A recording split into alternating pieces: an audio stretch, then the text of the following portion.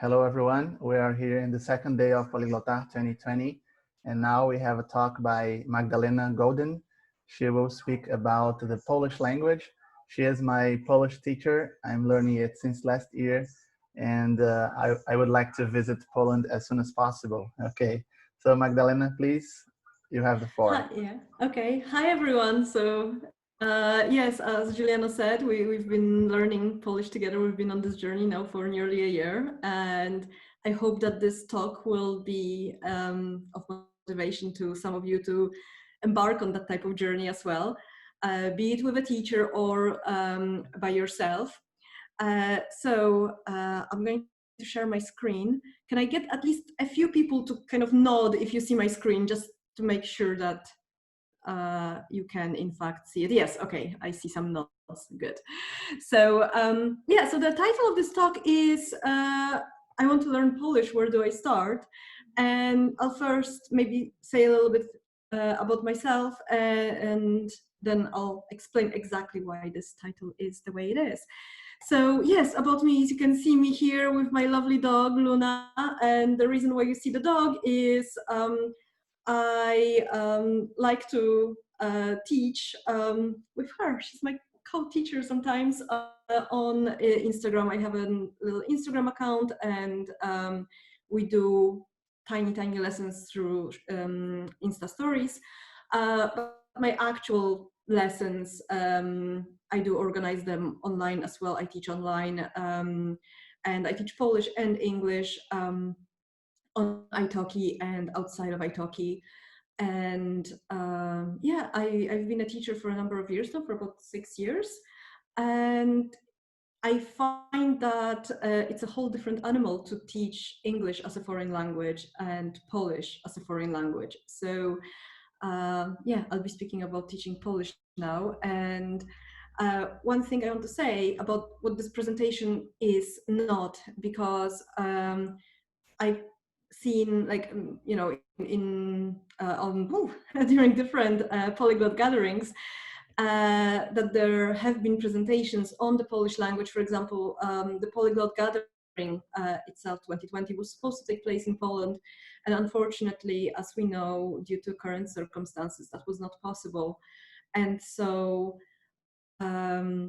there were, however, presentations about the Polish language, and I didn't want to do the exact same thing. So this is not a presentation on the language itself, on the history, structure, and it's not a very formal presentation of the language. And it's not a course, because in 40 odd minutes, unfortunately, we wouldn't be able to learn maybe so much. And what I want to give you really is a roadmap. So what I want you to come out of this talk with is an idea of where to start, what to do in more or less what order, and I hope to pique your interest as well, and to give you a little collection of some interesting facts about Polish and some hacks as well. So some ideas about the language that maybe will convince you that this is the language to learn. It really is an interesting language. And so first, I'd like to answer a short question that I had been asked in the interview that we've done. We did about 2 weeks ago, I think, with Giuliano. And some people asked me, like, who learns Polish and why? And sorry, but your screen is too big, at least to me. Sorry, if you're showing any photo. Let me know if anybody else has this problem, that the screen is too big and you can't see things well, and then I'll try to deal with it. Sorry, so as I was saying, it's interesting to know who learns Polish and why, because that also means that you're going to learn in a different way, or things maybe in a different order.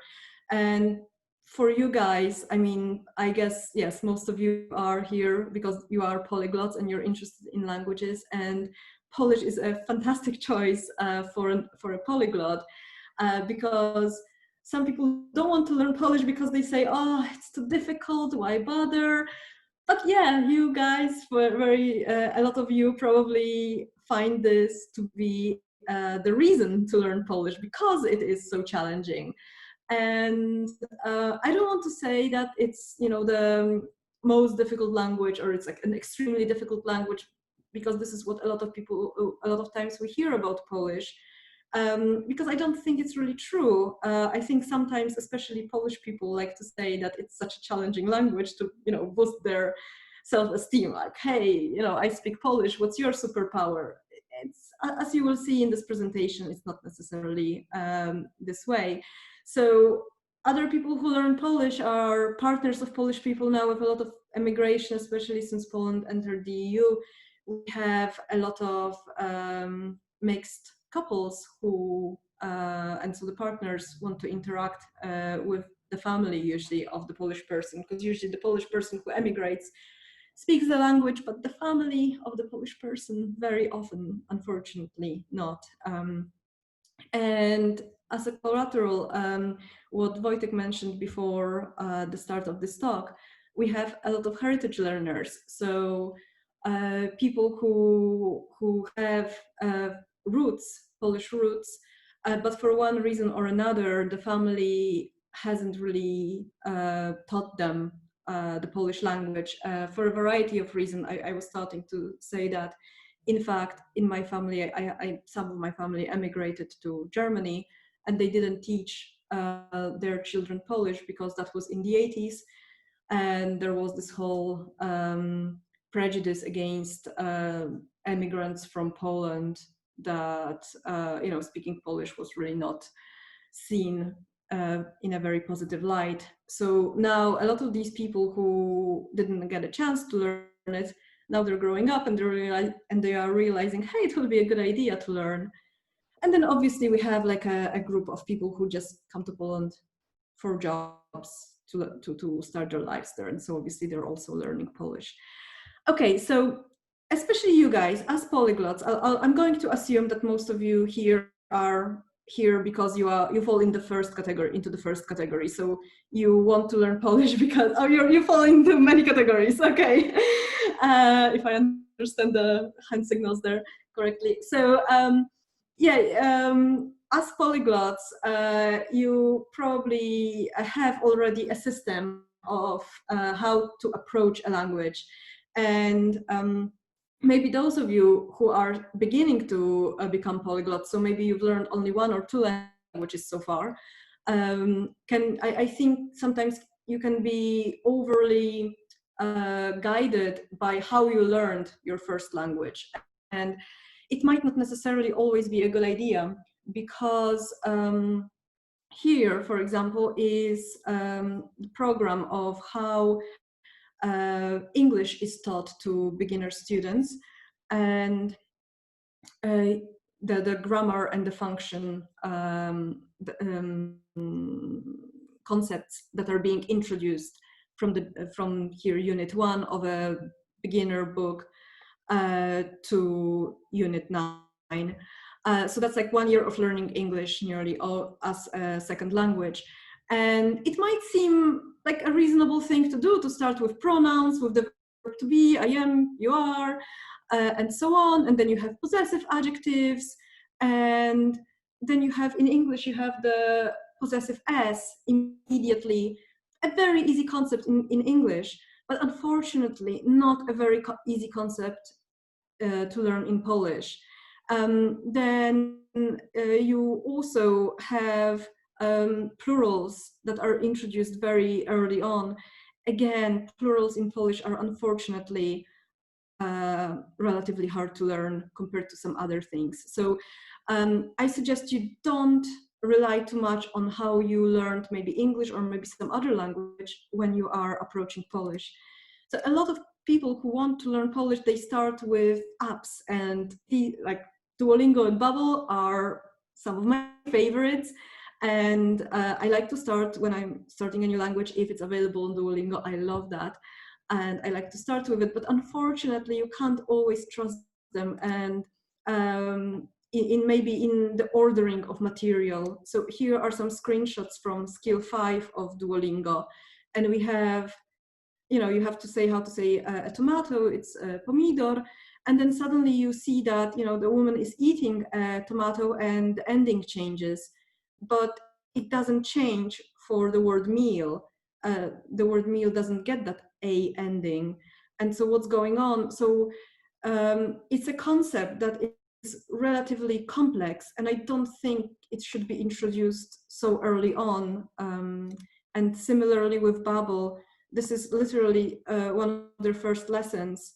And I think the type of sentence that is presented, I think it's kind of discouraging to see something relatively complex like that very early on. And here's an example. So these are the apps. Some people say, oh yeah, but you shouldn't trust apps, you should trust a book. This is a course for a Polish course specifically targeted to Italian speakers, and this is literally lesson 2, and they are presenting accusative of plural male personal nouns, which really is something that's level A2 already. So and this is just put next to like just ordinal, just normal numbers. So I think sometimes maybe you shouldn't trust all the material that you see online, that this is maybe the safest, the easiest way to learn the language. That is not to say that I'm going to this now, Duolingo, Babel, or books or whatnot. Something that I very strongly believe in is the sentence here that language is grammaticalized lexis and not lexicalized grammar. And the way I understand it is that we learn a lot about grammar through fixed phrases, through fixed sentences, especially if you think about how children are learning. So Wojtek was talking here before the lecture about younger learners of Polish, like 5-year-olds, and younger children especially, they are not learning grammar rules. They are trying to extrapolate rules from a huge amount of input that they are exposed to. So I think actually it is a good idea if you have the time and if you like these kind of apps. It's a great idea to use them, but be mindful that maybe the way they are introducing concepts might be a bit confusing to you at the beginning. At the same time, I think there is a lot of advantage in learning things like jem pomidora, I'm eating a tomato, just as a phrase, because then once you get to accusative, you will be like, yeah, of course, well, yes, it's like pomidora, like I've heard that before, I've written this sentence a million times, and now I can extrapolate it to other things. Okay, so if we're not relying on just any app or any book, then what should we do? Where should we actually start? And this is one of memes that made me laugh recently, was about how Polish seems to be this impossible language to read or to listen to because it's just made up of the alphabet's last 5 letters. And the reason why people think so is especially the prevalence of the letter Z. So if you have a look here at some basic phrases that I like to teach or that are taught to beginners of Polish, we have this nice dialogue here, like cześć, jak się masz? Hi, how are you? Dobrze, a ty? Fine, and you? Też dobrze. Okay, I'm also fine. So one thing that a lot of people fixate on immediately is, oh my gosh, how many Z's, how many consonant clusters? Like here you have CZ, here you have some weird diacritics, and you have some other weird symbols. And I like to teach this type of dialogue first, specifically because it looks at this at these phonological rules and makes you understand that they're actually not as bad as they might seem on the face value. And one of the things you can notice immediately is this thing here, the CZ and the S with a kreska, with a little dash, you could say, and the C that also has that feature, and then the SZ. So these two, we'll focus on these two words. And one thing that immediately you can understand is that it's not much different from English. So, okay, I'm not a phonologist, by the way, so I hope the phonologists here are not going to kill me if I say that the CZ really is pretty much the same thing as the English CH. So this is the word, the sound, and SZ is pretty much the same thing as sh in English. So what English accomplishes with the H, with the letter H, which just changes the predecessing letter to give it a different sound, we accomplish the same thing with the letter Z. So it's not that our language really consists of a lot of z. It's just that you see the Z because it changes the other vowel. Like also that's a concept that Zamenhof carried over to Esperanto, where if you don't have the Esperanto keyboard and you want to write this sound, which is ch, like in Esperanto you can write CX, and that would be the exact same concept. So another thing that trips people unnecessarily here is this contrast between these sounds in red and these two sounds in yellow. They are in fact different sounds, although to an untrained ear it might seem like they are very, very similar, and like how can anybody hear the difference? And so there are two ways about to go around doing that, learning that difference. One thing I like to do is just practice it a little, even maybe exaggerated, and when you and learning in fact by heart. I know that's maybe to some people not a nice concept, like, oh no, nowadays a lot of people go like, oh, there should be hacks, we should learn intelligently, and I absolutely agree with that.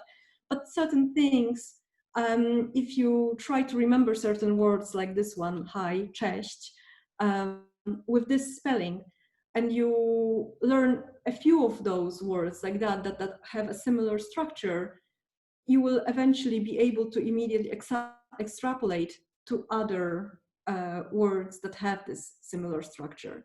And so here we said that ch and sh are these easy to pronounce words, and these are the new ones. So how do they differ?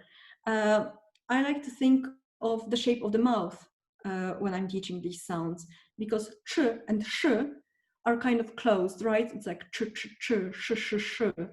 Whereas these two, with these lovely kreskas, that's really the shape that your mouth is going to make. So this is now shi, shi, shi, and ch, ch, ch.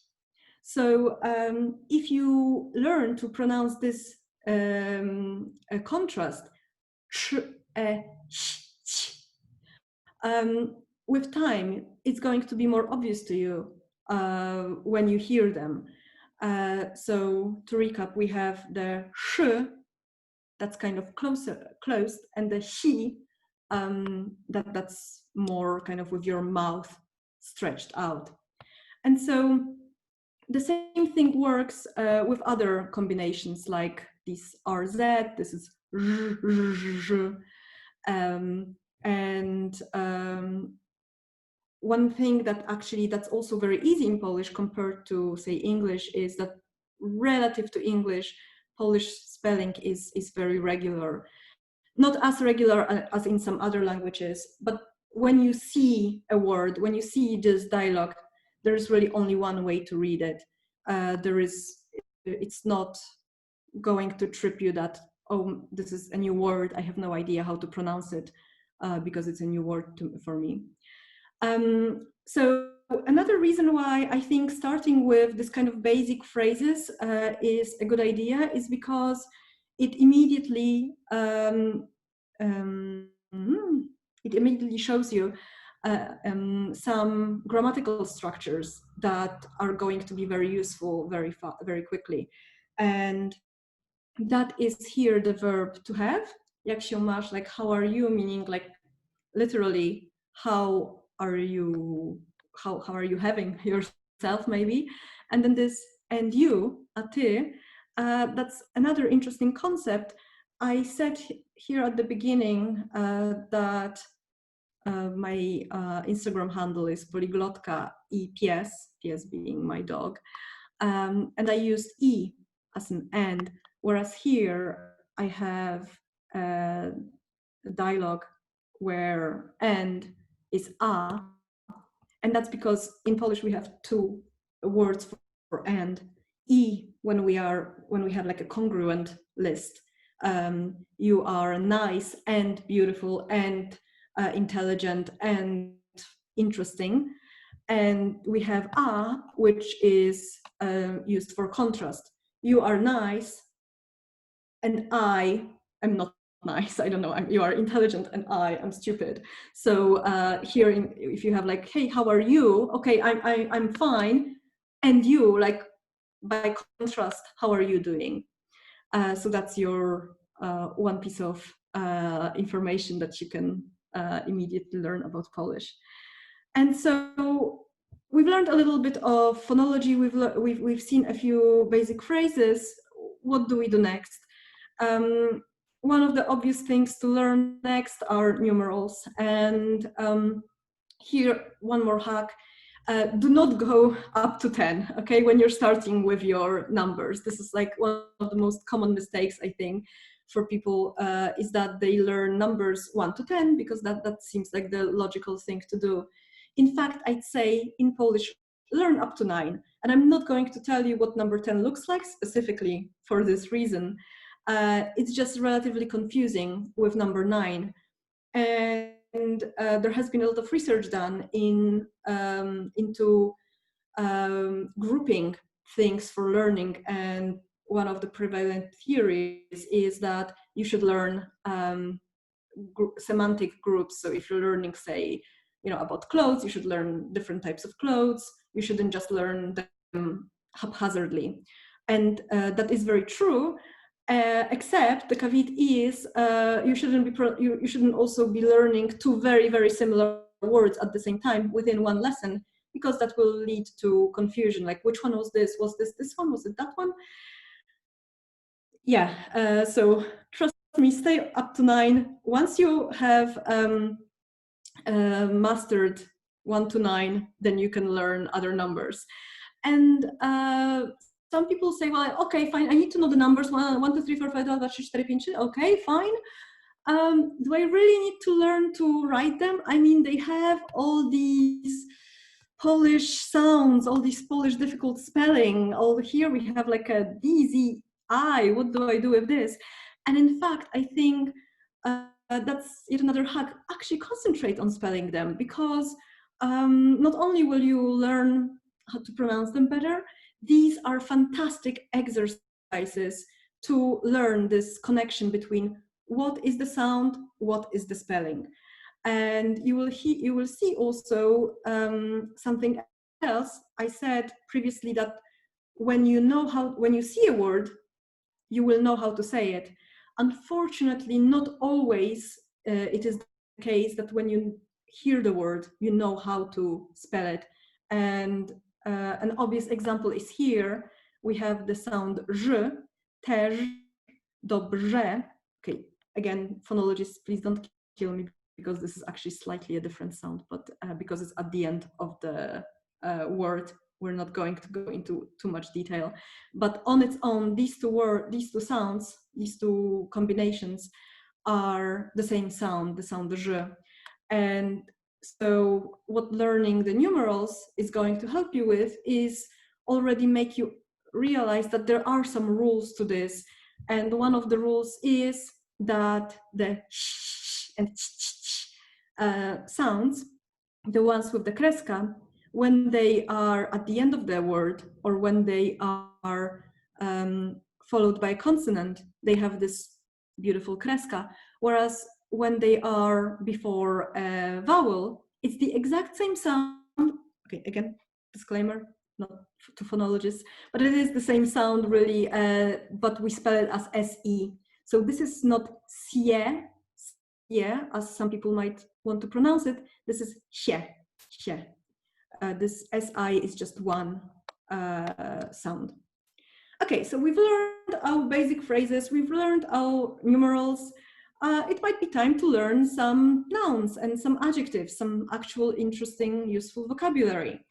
So Polish is a gendered language, and since this is Poliglotar, and I'm assuming a lot of you are Portuguese speakers, or maybe a lot of you know a language that is gendered, that's not going to be a very difficult concept for you, which can be a difficult concept for somebody coming back from a linguistic background, like an English monolingual, like why should a tomato have gender and soup have a different gender? So here you have a table with three genders, masculine, feminine, neuter. And I would like to maybe see if somebody would like to take a stab at this table to comment something, like especially people maybe who have not studied much of Polish, who have maybe not studied at all or studied only a little bit. Can you already see some, some regularities? Like, what are the rules that govern? Where is the adjective? Where is the noun? How do I know that an adjective, that a noun is masculine, feminine, or neuter? And how does the adjective behave in combination with a noun that's masculine, feminine, and neuter? So let me see if it's possible for me to, I don't know if you can raise your hand or something. I've actually never done this in a group, so I'm not sure how it's going to work. I see on the chat. Oh yes, somebody's speaking, but yes, you can just unmute yourselves. So yes, what do you hi. need, Magdalena? Oh no, I know. Okay, now I realize that you can unmute yourself. So I'm wondering if somebody could. If they want, yes. Exactly, yeah. So somebody, a volunteer who would like to comment on this table. What can you understand immediately without knowing any Polish? Or very little Polish? Well, as far as I can notice from this table, the endings of masculine, feminine, and neuter, for example, ending of masculine has Y and I. So I assume that the sound, I don't know, but I assume the sound is E. For the feminine, the ending is A. And for the neuter, the ending sound is E. Very good. Exactly. Yes, that's for the adjective. So you've already also realized which ones that the adjectives comes before the noun. Can you take a stab at, or somebody else can take a stab at understanding how we how can we understand that the noun itself is masculine, feminine, or neuter? Well, it's not the same to have a grammatical gender rather than natural gender. Thank you. Yes, that's one very good point. Yes, and so if the natural gender doesn't matter, then what matters? Terminations. Yes, terminations. So for a neuter, the declensions, yeah. Yeah, exactly. So for a neuter noun would very often have an ending in O, a feminine one in A, and a masculine in a consonant.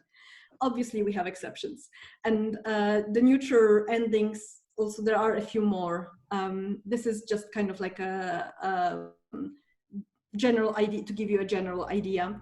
And yeah, we said that the masculine adjective ending is either Y or I. In fact, the pronunciation is a bit different. So the Y would be pronounced I, and the more nasal.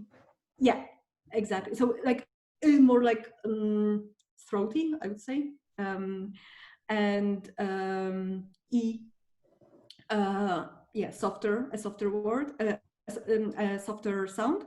So when do we use and when do we use e? Can anybody take a stab at Uh, Why is it inteligentny, śpiący, but słodki, niski? It's a quite a little bit different, but it's fundamental to know that difference in order to identify the two different masculines. Okay, maybe there aren't enough. Maybe there isn't enough information here. There aren't enough examples, but it's actually depends on the quality of the preceding letter. Thank you. Yes, exactly. So K and G. It's not related to vowel harmony, is it? No. So yeah, it's about the previous consonant really. K and G, like słodki, niski, wysoki, are going to take an E Animated, sound. inanimated, yeah. Yeah. Similar to Russian, there are hard and soft consonants. Exactly, yes. So, well done. So, you know quite a lot now. As I said, there are exceptions to, like, a very common, the very first exception you're probably going to see is the name for the words for a man, mężczyzna, ends in a, but grammatically it is, I mean, it is masculine. But from this, it follows that then the grammatical rules that it follows may sometimes be based on female gender. So no need to worry yourself too much about it at the beginning. Stick to the main groups. So, okay, so you know some nouns, you know some adjectives. It would be nice maybe to learn some verbs too. Our verbs in Polish do conjugate, just like in Portuguese, like in French, like in many other languages. And there are three main groups of conjugation. For whatever reason, I'm not sure who came up with that you know, which one is the first, why is it the first, why is it the second, but learn them in the opposite order. Start with the third, then the second, then the first. It's the easiest progression that you can make. Group number three is extremely easy, and a lot of verbs, especially the verbs that you're going to learn initially fall in this category. They are very regular. Here you have the endings. So for example, for mieć, to have, you can see that the third person singular is your root of the word ma. And then you are adding the endings appropriate to the person. One thing that is a bit annoying is that from the root, from the infinitive, well, how did I arrive at ma? A lot of the time you can't really.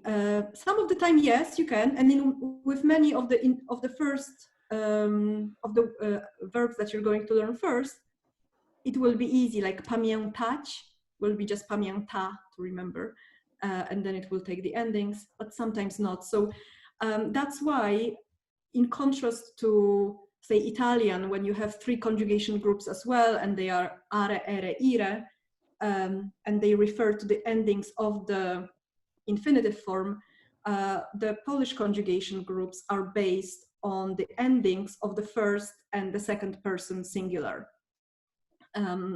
So you need, and in a good dictionary for learners of Polish as a second language, you will have that. I will have a link to some resources at the end as well to help you learn.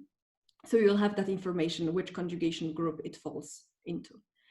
Okay, so you've learned some verbs, nouns, and adjectives, and as a lot of you know, yes, then please.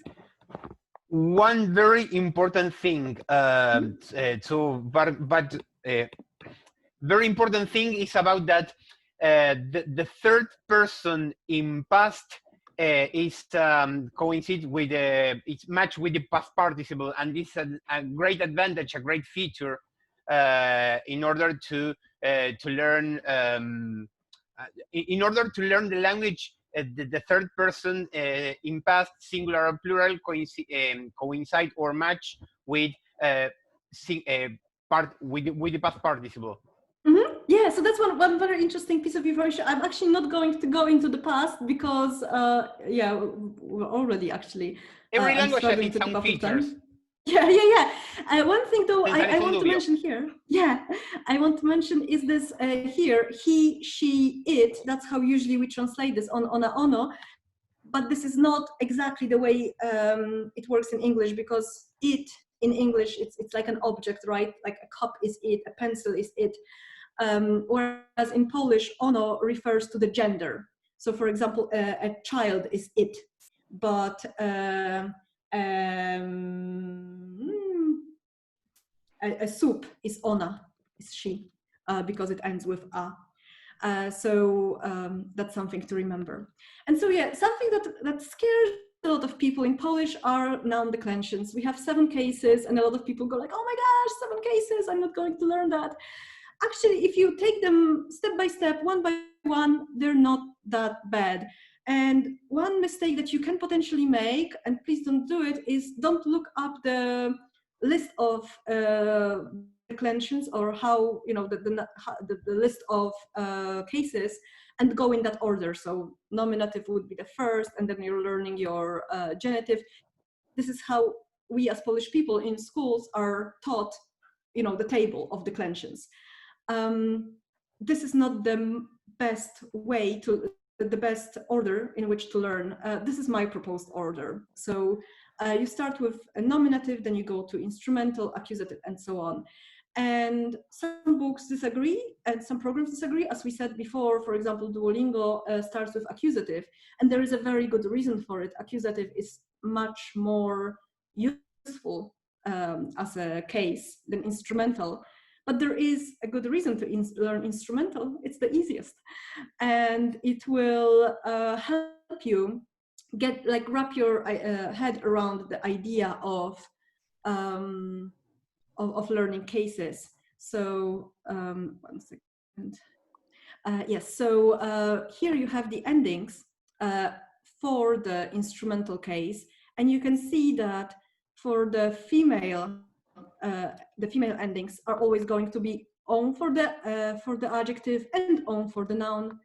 For the male and the neuter gender, they are different for the adjective and different for the noun, but between them they are the same.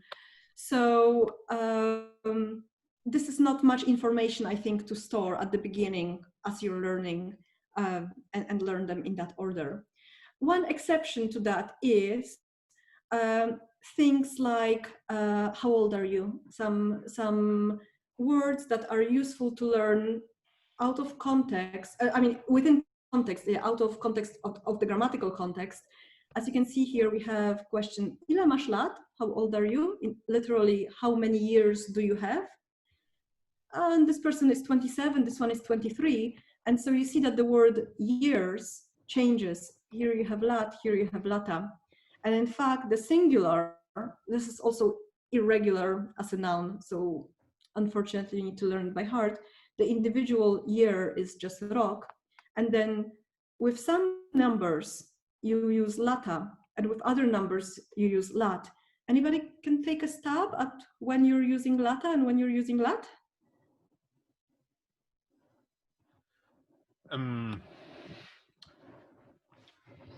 Nie znam. No? Have a look at the numbers. Like, do you see any patterns emerging?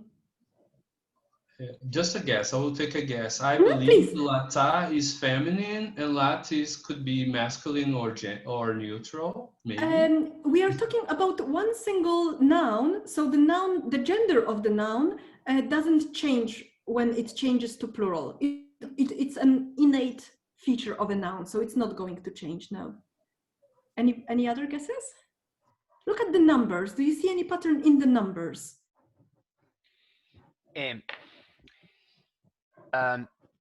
Ja mam 41 rok. Yeah? When I say I'm 41 years old, for example. Yeah, no. 41 and like 21 as well, they go with lat. Okay, lat. Uh-huh. Ja mam 41 lat. Yeah, exactly. You would say 41. Yeah. Any other ideas? I think 2, 3, and 4 is latter, and the others are left. Perfect. I don't know. Exactly. Yeah. Precisely. That's how it works. But then we have also this. Anybody can maybe figure out why it doesn't work? Same way it was in Russian. Yeah. So it has Number to one end. is Nate is Yeah. So the nominative. pronunciation. Number 2, 3, 4 is genitive. Yeah. Exactly. Yes. So it's nominative, And or you could number say 5 and accusative. 4. Yeah, number 5. Exactly. Okay. With the little exception here of 12, 13, 14, which is not a real exception, because what matters is the sound. So if you have 22, 22, it ends in dwa, into, whereas this word is 12. It's 12. It doesn't end in 2 in terms of sound. So that's why it will go with lat. So little things like that are useful to learn at the beginning already, and they will help you also later, yes, with the cases. When you arrived at genitive, you will remember, oh, it's lat, yeah, like minute. You know that it kind of truncates. And we're running kind of out of time, so I'm going to very quickly talk about two short, small aspects. And it's question Magdalena, words. we have Yes. 15 more minutes for everything, perfect. If you want. Okay, right. Like so questions, including questions, answers, and presentations too. Okay, very well. So, but I'd like you to have a chance to ask questions, so I'll try not to speak for the next 15 minutes. Yeah. Thank you, Juliana. Because in 15 minutes, we must close the room. Okay, yeah, thank you. All right, so one thing that's not very obvious to many people is that it's not only nouns that decline in Polish, it's also the question words. So here we have 4 of the cases that I recommend that you learn first. And the first question words that you're learning are kto and co, who and what.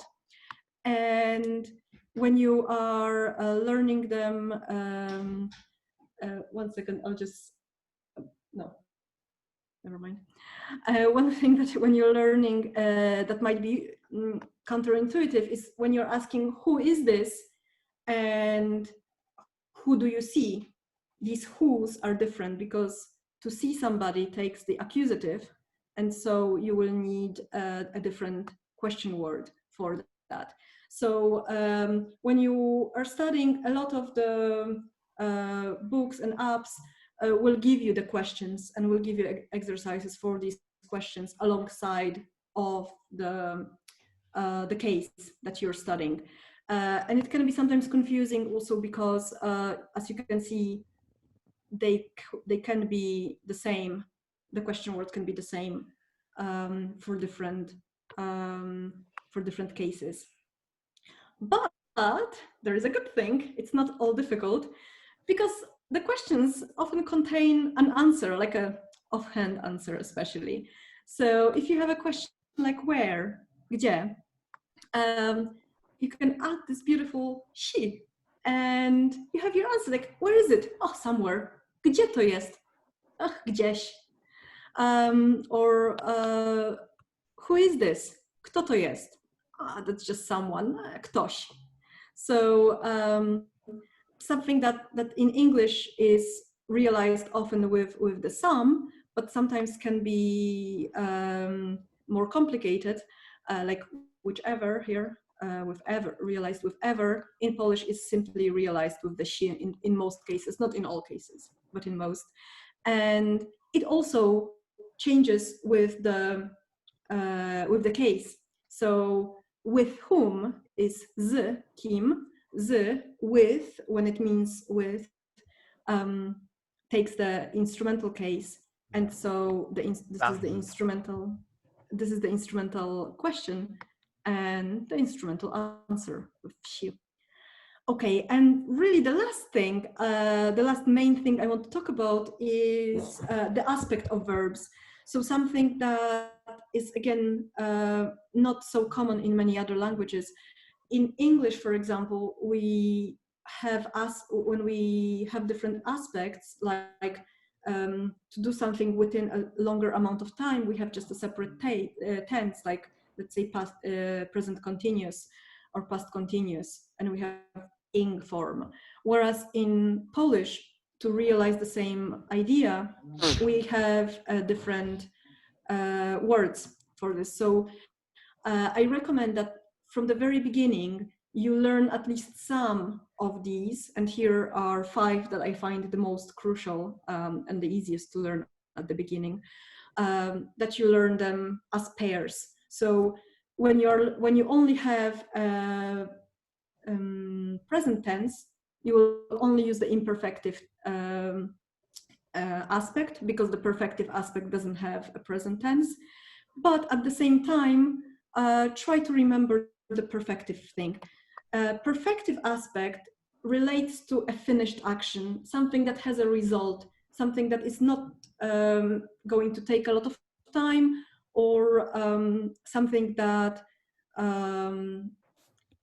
is going to take a short time or has an effect, really. So if I ask you, for example, to read something, if I'm asking you to read the book, I'll use this one, like, well, can you please read this book for, and next time we'll talk about this, or read this article, read this book now, and sorry, we're not going to talk about this. Read this book now, like continue reading. You will use czytać. But if I want you to read this book because I want to discuss it with you later, so I want the effect, I'm going to use the perfective verb. And I'm not going to stop to talk too much about this. This is a relatively complex concept that we introduced towards the end of the A1 level. But my point is, try to already think about these couples as you are learning. And very often, this perfective aspect is realized with the use of prefixes. Sometimes, unfortunately, it's realized by just a different word, like different ending, or just like, and this is very rare, but it happens, an entirely different word.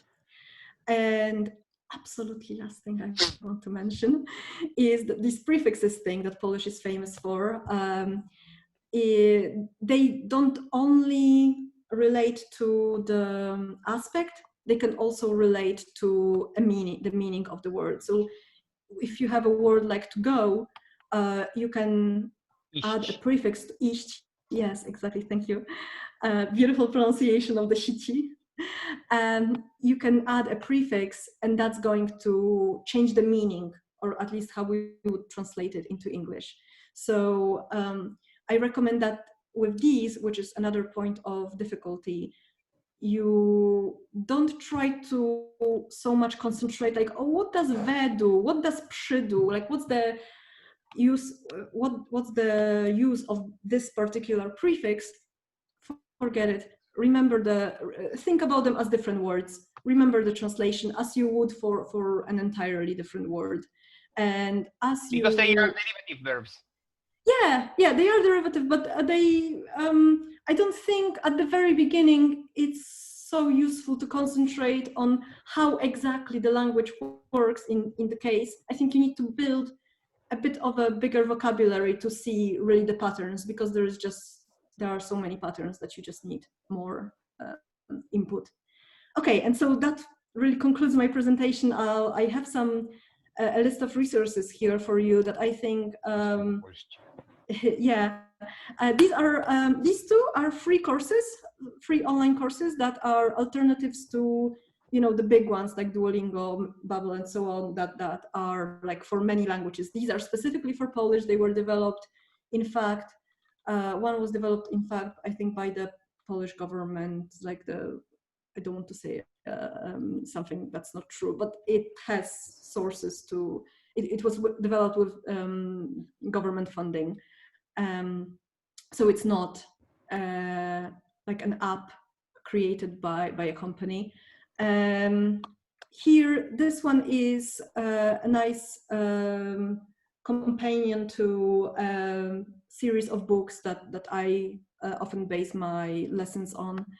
And this one is just a nice collection of exercises and some grammar points explained in a very approachable way, I'd say.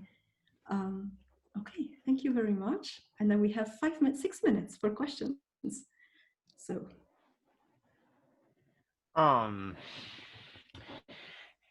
Bardzo szczęśliwie. No, Okay. dziękuję. I hope this wasn't too much information. That's my, yeah, I'm a little bit worried about that. That was awesome.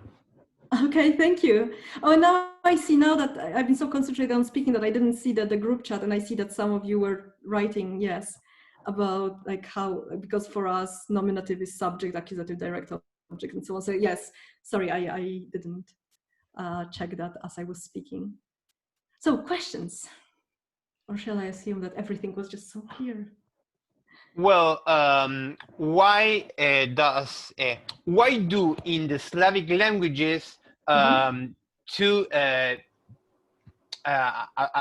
very low amount of Polish tense aspect mood combinations? However, on the other side, it relies a lot with case 6 or 7 case endings. So, I think that's a very interesting question. I'd love to know the answer to that question. I think that's more about the, you know, etymology and well, how languages evolve through time that I'm unfortunately not equipped to answer. But one thing, in fact, that's a very good point, that a lot of languages use prepositions and use word order to do the same thing that we do with case endings, with cases and with the endings. And when you don't have a very strict word order like you do in English, you know, it means that you need to develop a different system so that the speaker and the listener understand which noun refers to which verb. So one good way to think about cases is as, for example, word order or preposition substitutes. Do you have any resources for contrastive study of Russian and Polish and other about it?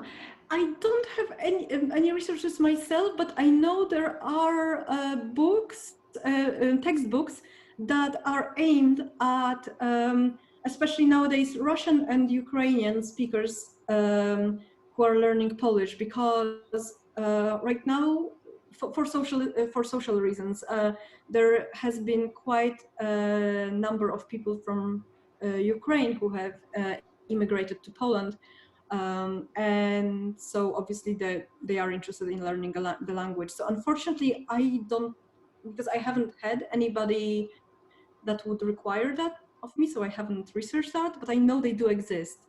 So if you contact me, so I'll put again this, or maybe I'll just write it here. That was Poliglotar. Yes, this is my. Oh, sorry. This is my handle on Instagram. If you send me a message, I can also give you actually my email address. So if you send me an email, I'll be very happy to look into that and give you some more information. Very good. Because for me, I'm learning Russian. And I have already, I watch a movie at Netflix and I almost understand the Polish, the Czech, because they are so similar. And you say that I could answer some of your questions because of what I know in Russian. Okay. Because the structure is similar. Yeah, exactly. That it's definitely going to help if you know already one Slavic language, definitely. But with which Slavic language should we start? Polish, obviously. That's going to help you. No, I mean, conflicts of interest. Yes, yeah. It depends. Yeah, definitely depends on your interest. I'd say Polish has the advantage of using Latin alphabet, so that's something that at least is not as scary immediately. Are you trying to learn the Slavic language family altogether? Do you want to read a particular author? Do you want to communicate with a particular person or work on in a different economy? Now, those would be good questions to ask yourself. Yes. The only one that doesn't give you the answer itself is I want to learn all the Slavic languages, and Polish is probably a decent place to start because it's kind of in the middle. Yes, Ukraine. that's another good point. Yes. I was told that Russian language was actually compiled from a number of languages which were not the language of the kings, of the noble people at the time. It's the same as Poland, in Polish? I wouldn't be qualified to answer this question again. So yeah, unfortunately, there is a lot I'd like to learn about the history of languages and the influence of, especially early on, of different dialects on creating, like why a particular dialect was chosen, as an official language of a kingdom, especially, back in the day. Definitely a fascinating question. Hello, Magdalena? I think there is a noise in your computer. No, it's okay. Now it's okay. Okay, right. Because I actually kicked out my boyfriend and my dog. It sounded like the microphone. But people, we just have time now for one last question, if someone has one, because we must close this room for the next talk. Okay, does anyone want to make a final comment or anything? I think if people are... Okay, Matthias, unmute yourself. Oh, okay, thank you. Just that. Okay. Hello. Dziękuję bardzo, Magdalena. Dziękuję wam, dziękuję tobie, Juliana. Dziękuję. So thank you very much, everyone.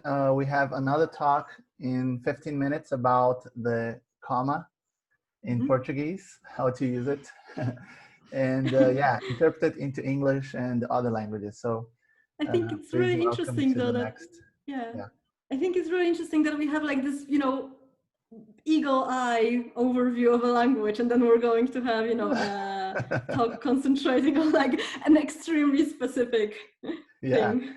Okay, so thank you very much, everyone. Thank you, Magdalena, and see you around. Okay. Dziękuję, papa. Bye. Bye.